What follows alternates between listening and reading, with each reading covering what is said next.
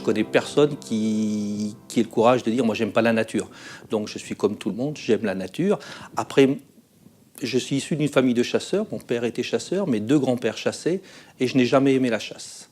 Et je suis bien vraiment en forêt. Voilà, ça c'est vraiment l'endroit où je vais quand j'ai besoin de me ressourcer. Je ne vais pas seulement pour faire des observations ornitho ou mammalogiques, c'est vraiment l'endroit où j'ai besoin de me ressourcer. Et j'ai vu disparaître des milieux, j'ai vu disparaître des espèces dans la région lyonnaise.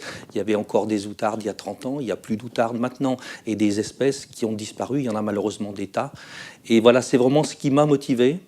Et en même temps, à l'époque, j'avais des fonctions régionales dans la protection de la nature. J'étais président du CORA, qui est devenu la LPO Rhône-Alpes, et on avait un gros problème dans la région, c'est en Ardèche, un problème avec une chasse qui était une chasse interdite, donc du braconnage, mais qui était tolérée par tout le monde, et une chasse qui générait énormément d'argent, avec tout un business derrière, qui n'était pas une chasse traditionnelle, comme les chasseurs ardéchois le prétendaient, où c'était le brave berger ou le brave paysan du coin qui tirait sur les pigeons au mois de mars, mais c'était un commerce avec des chasseurs qui venaient de Marseille, de Lyon, de Saint-Étienne, qui venaient ici pour faire des cartons dans les vols de pigeons lors des migrations. Et immédiatement, ça a été le combat, moi, qui a fait que je suis passé de naturaliste, que je suis toujours, au moins de façon culturelle, hein, très très forte. Je suis vraiment devenu plutôt un protecteur, et je revendique vraiment maintenant ce statut de protecteur de la nature. C'est vraiment ça, moi, qui me motive. Pendant longtemps, ça a été essayer de ne pas perdre. Et maintenant, au contraire, c'est reconquérir. Et quand on regarde en France, ce qui est vraiment protégé, le plus haut niveau de protection, c'est-à-dire les parcs nationaux et les réserves naturelles, ça représente 1% du territoire. Le Grenelle de l'environnement s'est engagé à faire 2%. On voit que pour l'instant, ça ne bouge absolument pas. Mais quand on regarde dans ce 1%-là, les parcs nationaux, les réserves naturelles, on s'aperçoit qu'on chasse déjà dans 4 parcs naturels de France. On chasse dans 70% des réserves naturelles en France. On exploite la forêt dans la quasi-totalité des réserves naturelles et dans tous les parcs nationaux de France. Donc on n'a aucun endroit en France où on a une protection institutionnelle ferme qui va vraiment protéger, comme les réserves qu'on peut voir en Europe centrale ou de l'Amérique, avec des endroits qui sont vraiment des endroits de nature sauvage. Nous, la nature, dans le parc de la Vanoise, tous les 3-4 ans, on capture des marmottes, parce que les marmottes font des terriers et que les vaches se tordent les pieds dedans, dans un parc national. Dans les écrins, l'année passée, on a fait une battue pour sortir les loups, parce que ça gênait les moutons dans le parc national. Donc ce qui est le plus haut niveau de protection en France, maintenant, on ne veut plus y voir une certaine faune, parce que l'agriculture y est devenue prioritaire. Donc là-dessus, alors qu'on avait des parcs nationaux qui étaient vraiment plutôt avant-gardiste dans les années 70, on est maintenant dans un système qui a montré sa limite et où maintenant la nature n'a même plus sa place. C'est vraiment cette vision-là que nous, on voudrait modifier. Pour l'instant, on n'en a pas les moyens et la démonstration qu'on fait, c'est essayer, nous, d'avoir des donateurs qui nous font confiance et qui nous permettent d'acquérir des territoires. On en a besoin pour faire la démonstration que c'est possible. Et on en a besoin parce que maintenant, on a une véritable urgence. On a certaines espèces qui vont très très mal, il va falloir faire quelque chose. Une réserve naturelle, c'est un endroit où la nature est prioritaire. Quand on explique ça aux gens, que ce soit des industriels ou des personnes un peu fortunées, que ce soit des personnes du grand public, pour eux, c'est tellement logique, et d'ailleurs, sont toujours imaginé que c'était comme ça que l'État gérait ses parcs nationaux et ses réserves naturelles. Et malheureusement, voilà, quand on leur dit qu'on chasse dans les réserves, ils n'en reviennent pas. Quand on chasse dans les parcs nationaux, c'est pareil. Mais je pense que c'est comme en musique, quoi. Plus on va apporter aux gens des espaces naturels de qualité, plus ils vont acquérir cette culture-là. Et comme quand on découvre la musique, au début, on va choisir plutôt des choses un peu simplistes et on va évoluer avec de la musique qui sera beaucoup plus élaborée, beaucoup plus travaillée, avec des tas de choses derrière. Malheureusement, je me suis aperçu que les combats étaient très très longs. Faire interdire le braconnage du pigeon en Ardèche au mois de mars, ça nous a pris 25 ans. 25 ans pour faire respecter les lois, simplement. Donc, faire avancer les mentalités, ça va être long. Donc, bien évidemment, c'est pas pour moi je vais le faire. Je vais le faire pour mes enfants, je vais le faire pour mes petits-enfants, je vais le faire. Mais au moins qu'on Voilà, qu'on avance là-dessus, qu'on casse un petit peu ce schéma, cette vision un petit peu, alors, on va penser que je suis provocateur, mais un peu pétainiste de la France, hein. Une vision travail, famille, patrie, parce que c'est malheureusement ça. Et ici, on a toujours en France des institutions, et notamment les fédérations de chasse, qui datent de Pétain, 1941. C'est quand même temps maintenant de casser le moule et de regarder un petit peu ce qui se fait ailleurs. Il y a des choses qui marchent bien à l'étranger, il faut qu'on les fasse, et ça, c'est uniquement en faisant évoluer nos mentalités à nous. On a le potentiel encore, on a les moyens, et voilà, ce qu'il faut, c'est vraiment élargir un petit peu les frontières qu'on a dans notre tête à nous. Je pense que la nature doit être une nature de proximité, mais une vraie nature. Pas une nature complètement anthropisée, complètement modifiée, gérée, taillée, comme on le voit maintenant, où on va favoriser telle espèce parce que les chasseurs aiment bien chasser le chevreuil, aiment bien le sanglier, donc on va avoir ces espèces, mais on va massacrer les petits carnivores, les grands carnivores. Et ils l'ont écrit, hein, d'ailleurs, hein, c'est en 2008, le livre blanc des grands prédateurs de la Fédération nationale de chasse. Pour eux, le loup est un concurrent, puisqu'il va manger leur gibier, leur chamois, leur chevreuil. Dans le Jura, c'est le lynx qui fait la même chose. Et le président de la Fédération départementale des chasseurs du Jura voudrait que le lynx devienne gibier, parce que le lynx a l'outrecuidance de manger du chevreuil. Dans le massif du Jura, les populations et de chamois et de chevreuil étaient vraiment au plus bas.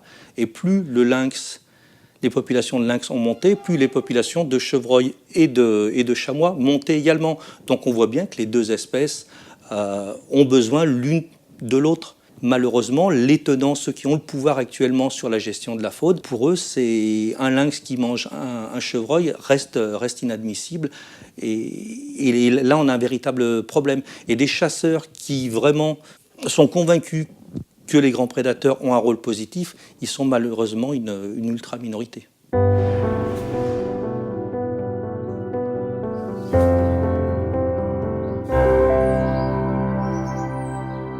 Dans une fédération de chasse, il y a entre 7, 8 et puis pour les plus grosses, une vingtaine de salariés, donc qui sont des professionnels. Dedans, il y a du personnel administratif et puis il y a quelques techniciens. Et le reste, c'est des gens qui viennent s'amuser. Alors sous prétexte de réguler la faune, parce qu'on a besoin, il faut réguler.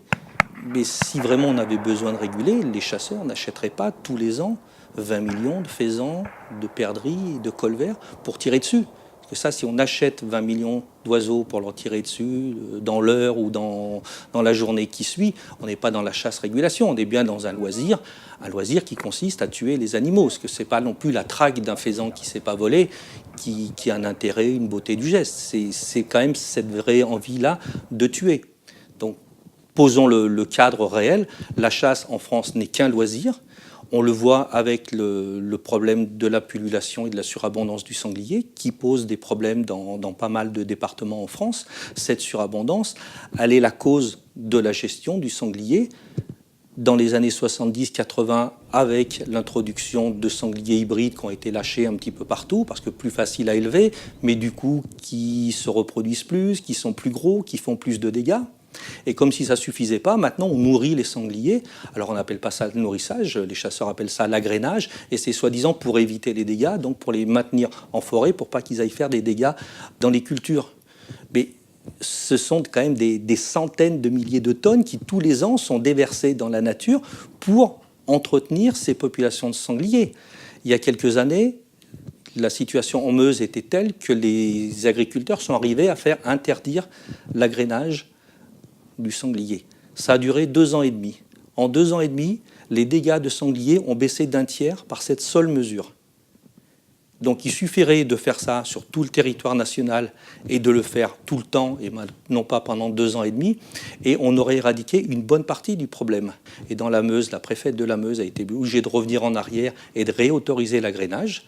Tout ça parce que les chasseurs, derrière, gagnent énormément d'argent avec ça. Quand vous êtes gestionnaire d'un territoire de chasse, si vous avez beaucoup de sangliers, vous allez vendre vos journées de chasse plus cher, vous allez en vendre plus, donc vous allez gagner beaucoup d'argent.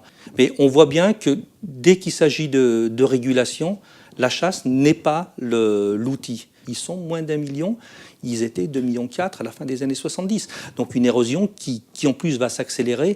Les chasseurs sont de plus en plus vieux. On le voit malheureusement lorsqu'on a des accidents de chasse.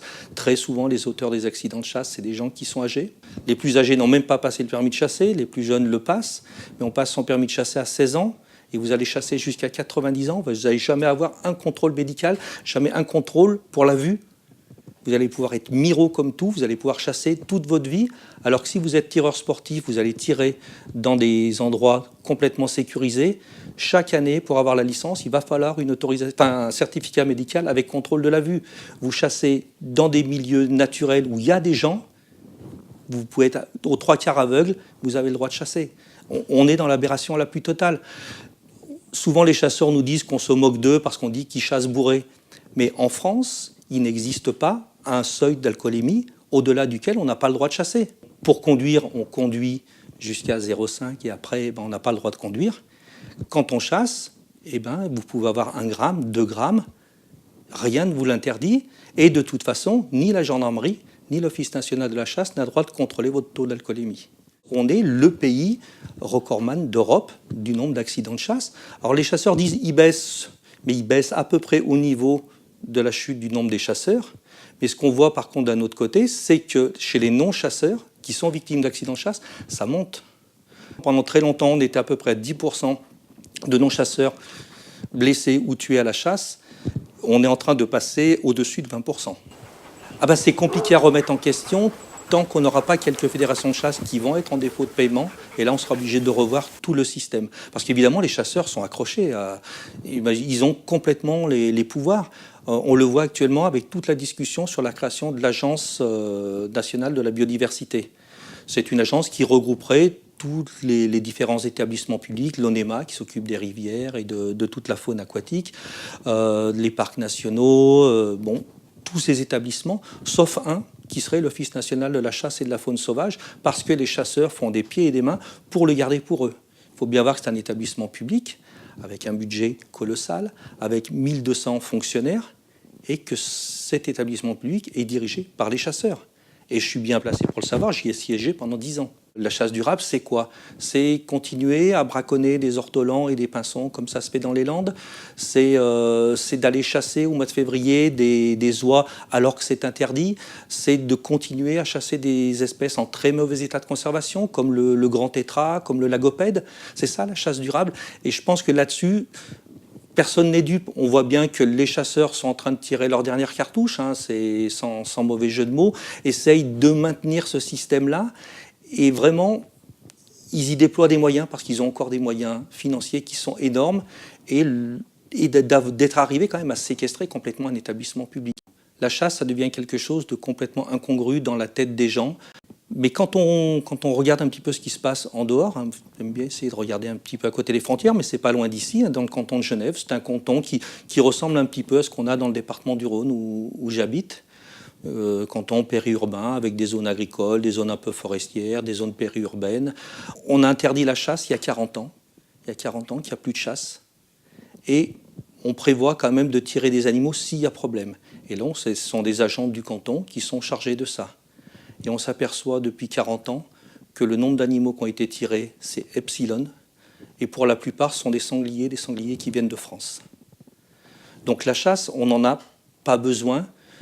Une régulation, à la limite, pourquoi pas, une régulation encadrée par des professionnels. On sait que ça marche, puisque si ça marche à Genève, ça doit marcher dans toute l'Europe occidentale.